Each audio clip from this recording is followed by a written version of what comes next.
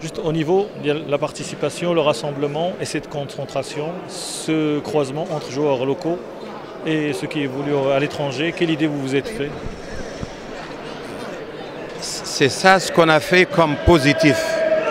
C'est une projection vers l'avenir. On ne doit pas avoir une équipe nationale composée uniquement des joueurs qui évoluent à l'étranger. Il faut une équipe nationale locale qui est le réservoir et elle peut être représentative dans les compétitions africaines, continentales. Et c'est à partir de nos joueurs locaux qu'on peut améliorer le niveau de la compétition. Donc ces joueurs-là, c'est un projet d'avenir et je suis très content de les voir jouer ensemble en deux équipes. Je ne veux pas dire l'équipe professionnelle ou bien. On a l'équipe 1 et l'équipe 2. Si on aurait dû programmer un match nul, on n'arrive pas à le faire. Et voilà, on a vu une bonne ambiance, un bon arbitrage, une bonne organisation. Donc je suis content du premier match, malgré que cette action, elle vient de meubler un vide laissé par le désistement de l'Irak et le désistement d'une équipe française. J'espère qu'on a réussi ce cours, on a réussi ce programme et j'espère que l'avenir sera meilleur.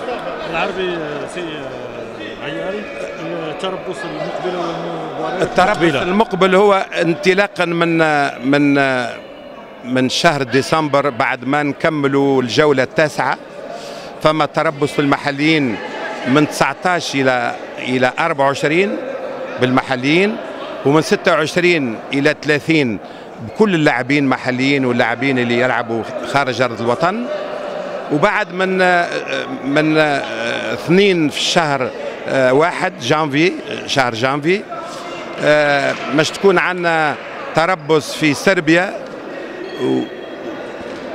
ومنطقيا حسب البرنامج باش نمشيو لتونس للمشاركة في دورة الترجي اللي شاركت فيها المنتخب السنة الفارطة. وبعد نكملوا التربص نتاعنا في تونس باش نلعبوا 2 مقابلات ضد المنتخب الوطني، المنتخب التونسي للأوسط. وبعد نرجعوا للمغرب، اللاعبين ترجع لعائلاتها. وبعد ان شاء الله 16 في شهر جانفي نطلعوا نروحوا للجابون. يعني جمليا في التحضيرات مش يكون ما بين 6 و7 مباريات، مش تكون ما بين صربيا وما بين تونس. شوحو عبد الرحيم حارس المنتخب الوطني المغربي لكرة اليد، اليوم معسكر مغلق تدريبي للمنتخب الوطني المغربي بمدينة مراكش، استعدادات اليوم جريتوا مباراة ودية حبية بينكم وبين الزملاء ديالكم، فتحدثنا على الاستعدادات ديال المنتخب، كيفاش تدور الاستعدادات هنا في هذا المعسكر ديال مدينه مراكش؟ بسم الله الرحمن الرحيم.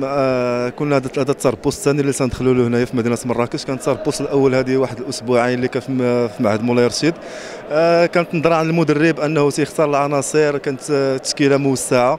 الان الستاج يعني التربص اللي كاين هنا في مدينه مراكش انه تلتحقوا اللاعبين اللي تيلعبوا في الديار الفرنسيه، التحقوا بهنا زائد اللاعبين المحليين اللي انضافوا للتشكيله.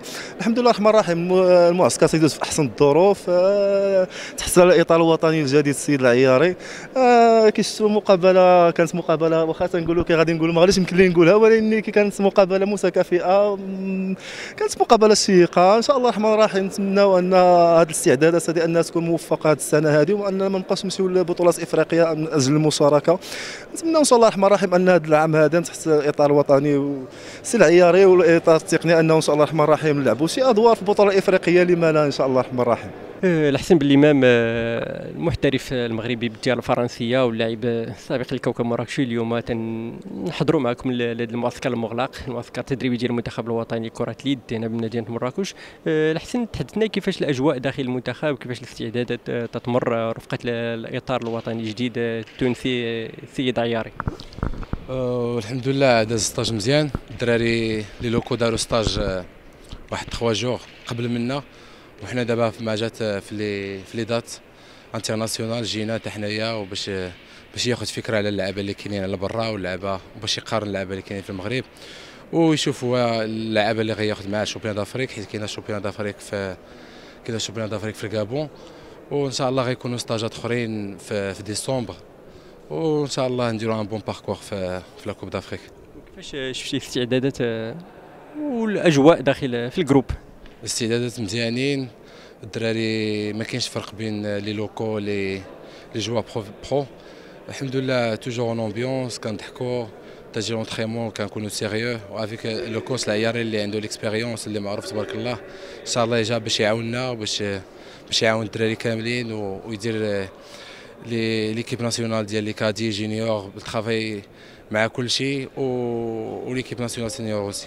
بسم الله الرحمن الرحيم. اولا كان التنظيم هذا التربص الثاني بمدينه مراكش جاء في سياق اننا ندعو المنتخب الوطني في ظروف مختلفه على اللي تعودت بصفه عامه في معهد مولاي رشيد بالرباط ونخلقوا اجواء جديده، خصوصا وان في مرحله بناء جديده بمجموعه العناصر اللي اول مره كتلتحق بالمنتخب الوطني، وكذلك بمدرب اجنبي من تونس الشقيقه اللي هو السيد العياري، اللي معروف بالتجربه ديالو والمعرفه ديالو الكبيره لكره اليد الافريقيه. احنا هذا التربص هو الثاني من نوعه، بحيث ان قمنا بتربص اول بمدينه الرباط اللي شمل 28 لاعب محلي، باش اللاعب ينتقي اجود العناصر المحليه اللي غادي تلتحق بهذا التربص الثاني. كان تربص تنظم على شكل مجموعتين، لان العدد 27 لاعب اللي حضرات في هذا في مراكش كان من الصعب اننا ننظموا حصص تدريبيه ل 27 لاعب، اذا شكلنا جوج مجموعات. المدرب اللي قام بهذه العمليه هذه باش يمكن له يوقف عن قرب على المستوى اللاعبين في كل مجموعه، وباش يمكن له يعطي اكبر فرصات ديال التمرين والقذف، وكل لاعب ياخذ اكبر عدد الفرص باش يبرز المؤهلات ديالو. حنا بصفه عامه كنسجلوا الارتياح ديالنا على الاجواء اللي كيمر بها التربص، سواء فيما يخص روح المسؤوليه اللي بينوها اللاعبين، سواء المحليين او اللاعبين اللي كيمارسوا خارج الوطن. وكذلك كنسجلوا ارتياح كبير على المستوى التقني ديال اللاعبين والمؤهلات البدنيه ديالهم.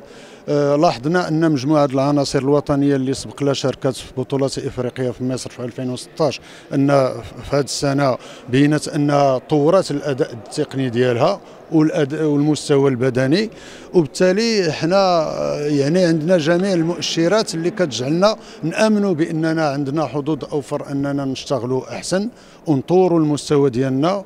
وفيما يخص النتائج سابق الاوان باش نتكلموا عليها، انما كاين تفاؤل على روح المسؤوليه والمستوى التقني والبدني للاعبين. D'une façon générale, le rassemblement, apparemment c'est un léger mieux ou encore mieux de commencer les entraînements un peu plus tôt, les préparations plutôt que les dernières éditions. On attendait le dernier moment, c'est une bonne chose. Comment vous l'avez trouvé vous? Bien évidemment que c'est une bonne chose quand on t'appelle pour faire des stages et un peu plus régulièrement, avec une structure qui évolue dans le bon sens, avec des personnes qui sont présentes et qui nous aident à faire développer le hand marocain. C'est sûr qu'il y a de l'évolution par rapport à avant, donc j'en suis très content et j'ai grand plaisir à venir à chaque fois en sélection quand les choses se passent comme ça. Le technicien, c'est Ayari, nous a dit qu'au lieu d'attendre la dernière minute et avoir des joueurs qui sont carrément cramés, il vaut mieux disputer des matchs amicaux, repartir dans leur club, revenir, corriger ce qui est mal placé, et puis repartir pour arriver dans de très bonnes conditions. Vous partagez?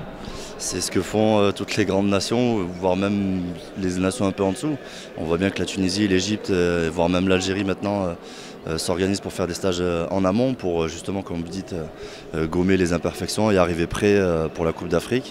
Et il se fait un point d'honneur, l'entraîneur, à ça pour justement qu'on arrive dans de meilleures conditions et que ce soit technique ou physique. Et je trouve que c'est beaucoup mieux.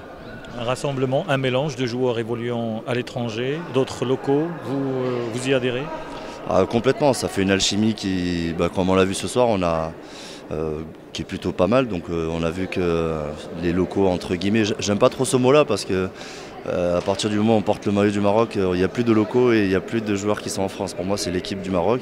Mais on va le dire comme ça, c'est vrai que l'équipe des Verts a été très surprenante. Nous, on a un peu déjoué, ils avaient peut-être une surmotivation, mais c'est très bien pour la suite des événements parce que et eux sont motivés et nous, ça nous motivera encore plus et on aura une meilleure équipe nationale. Justement, ça sera ma dernière question, une meilleure équipe. Vous projetez déjà, est-ce qu'on peut envisager une place dans le dernier carré? Les dernières éditions, c'était pas ça. Impossible. Impossible à fixer ce type d'objectif. Nous ne sommes pas l'Égypte, nous ne sommes pas la Tunisie, avec une fédération qui tourne depuis des années, avec des joueurs qui sont formés du plus jeune âge et qui ont connu toutes les classes dans leur équipe nationale. On ne peut pas dire on veut être en demi-finale. C'est quasi impossible. On est d'abord dans un processus de travail et il essaie de le faire au mieux et je le suis et je le partage à 100%.